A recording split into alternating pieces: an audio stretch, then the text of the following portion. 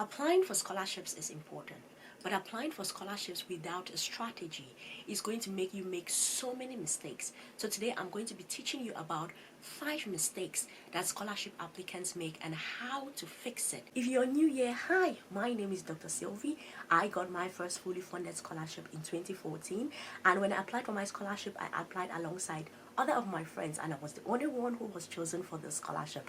And it left me with a survivor's guilt, me trying to figure out why was I chosen, why were my friends not chosen. And throughout this exploration, I spoke to thousands of scholarship applicants trying to figure out what makes a scholarship applicant stand out. I learned so many things and I started implementing those things in my life. In 2016, I was a third runner-up for the Mandela Washington Fellowship. In 2018, I got the Yala Fellowship, and in 2021, I got the Clinton Global Initiative Fellowship. So now, with all of the things that I have learned, I am here to teach you on how to stand out from the crowd and get your own scholarship.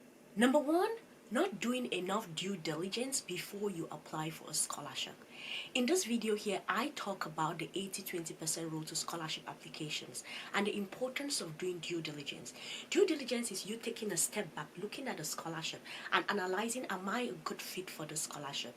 Yes, you go online, yes, you follow people and they share tons of scholarships, but am I a good fit for all of these scholarships? I think you will really waste your time if you apply for a scholarship that you're not a good fit for, because that leads to immediate rejection. If there are rounds of rejections, you are probably going to fall in the first round of those that are rejected. And guess what? You have wasted your time, you've wasted your energy, you've wasted all of the resources that you could have been putting that into applying for other scholarships that you are a good fit for. And that is why I'm a huge advocate of starting and doing your due diligence. When you see a scholarship, take a step back, follow the rules that I teach in this video. I'm going to put it somewhere here. Follow those rules and then determine if you are a good fit for that scholarship. And if you get check, yes, you are a good fit for the scholarship, then you can go ahead and apply for the scholarship. Because just as I say in that video, if you do not take time to do this due diligence, you are practically flying blind. And flying blind is not going to lead you to getting any scholarships. By the way, I have a study abroad newsletter that I send out every Sundays. And what is good about this newsletter is I tell you about the breaking news in the world of study abroad, and also the things that governments are doing with reference to immigration rules in this Trump era that we are living in. Because it doesn't make any sense to be trying to study in a place where the government is actively trying to keep you out, right? It's better to go to places where you have way more options than to just trying to go to a place because historically this is a study abroad destination favorite. So sign up for that newsletter. The link is in the description box. Sign up for that newsletter, and every Sunday at maybe about 5 p.m. you are going to be informed on the breaking news in the study abroad world. Number 2, negotiating the eligibility criteria for scholarships. I post scholarships on LinkedIn and on Twitter, on X every day. And most times you see a scholarship, it says that this scholarship is for bachelor's and master's students, or it's going to say this scholarship is for master's and PhD students, or maybe just master's students or just PhD students. And you see students say, oh wow, I am a bachelor student, can I apply for it? And I'm thinking to myself, of course no.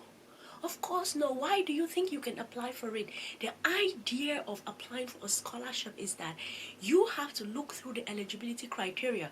Goes back to number 1, trying to see if you're a good fit for the scholarship. And that really starts with figuring out the eligibility.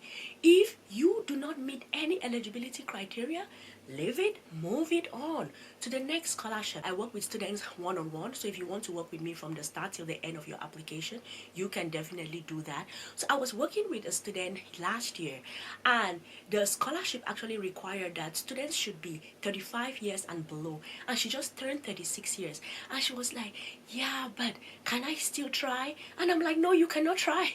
You cannot try. You cannot negotiate the eligibility criteria of a scholarship. The scholarship provider has a reason why they want specific candidates. I've said this so many times, a scholarship is not charity. They are there to accomplish a particular goal, and you are the tool that is going to help them accomplish that goal. But for you to be able to fit into whatever it is that they want, they need specific criteria. So you cannot negotiate the eligibility criteria. You are either a good fit for the scholarship, or you are not. And the faster you determine if you're a good fit or you're not, then you can move ahead to the next scholarship and do not waste your time. Is this helping you? If it is helping you, please help me by hitting the like and the subscribe, and let me know in the comment section that this is helpful for you. That is going to help the YouTube algorithm show the video to more people. The third mistake scholarship applicants make is they do not work on their scholarship applications daily. When you're applying for scholarships, you have to think about it as a lifestyle change that you have to go through. And in this lifestyle change, you have to schedule in scholarship applications into your daily activities. As you get up, you do your chores, you do whatever, there should be a slot in your schedule for scholarship applications. Because what that does is, it gives you, first of all, it makes you this person who remembers your goals of getting a scholarship or studying abroad for free.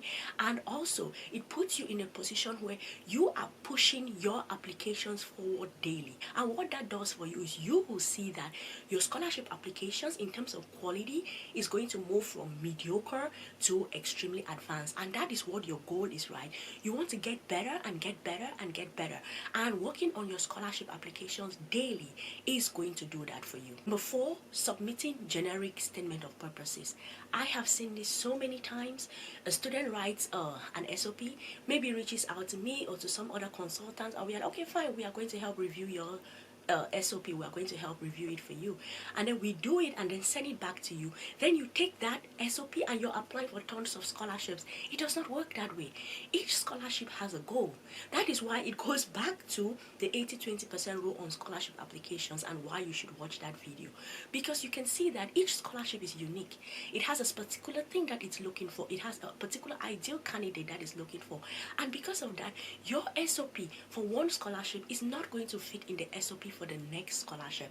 So it is extremely important that you take a step back, think about what is the goal of this scholarship, do the 80-20% thingy, do that, and then you can now start writing your SOP and you tailor each SOP to that particular scholarship.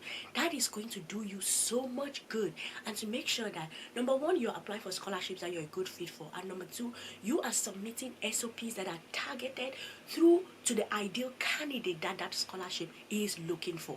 And that is how you increase your chances of getting selected. Number five, not being well organized in your entire scholarship application process. The scholarship application process is tedious.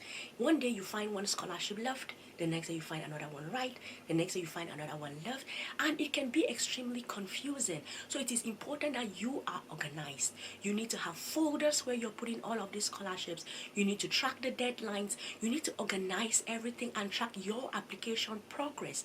Because if you're not doing that, what would happen is some scholarships, some deadlines will be approaching and you do not even know because you're not tracking those deadlines. And then some deadlines may also be approaching, and because you're not tracking how far you have gone with writing your CVs, writing your SOPs, getting recommendation letters, you do not even have a good sense of what is missing and how to progress. So it is extremely important that you stay organized in your application process. And also what that does is, if you submit your application and you get rejected, you can come back to that particular folder where you are applying for that scholarship. You can take notes on, okay, how was my process applying for the scholarship? What did I do well? What did I not do well? I always say review is extremely important. Taking a step back, looking at something that you did is going to help you submit a way better application the next time. So if you get a rejection letter, at least you have that folder there that you can even keep track of. I applied for this scholarship, I was rejected. I applied for this one, I was rejected. I applied for this one, I made it to the next step, but I was rejected at some point. And keeping track of that helps you improve your scholarship applications over time. So do not let the overwhelming process, like, yes, it is an overwhelming process, but do not let it overwhelm you. And doing that, like being able to manage it, starts with being extremely well organized. Have the folders for the scholarships, track the deadlines, track the progress, and it's going to go a long way to help you manage this entire application process. As I said, applying for scholarships is a good thing, but thinking about the strategy on how you go about applying for the scholarships is what is going to separate you from the rest and make you the top 1% of scholarship applicants. So if you watch this playlist here, you are going to learn all of the strategies that you can include in your scholarship application process, and it's going to help you be able to stand out from the other people and get a scholarship.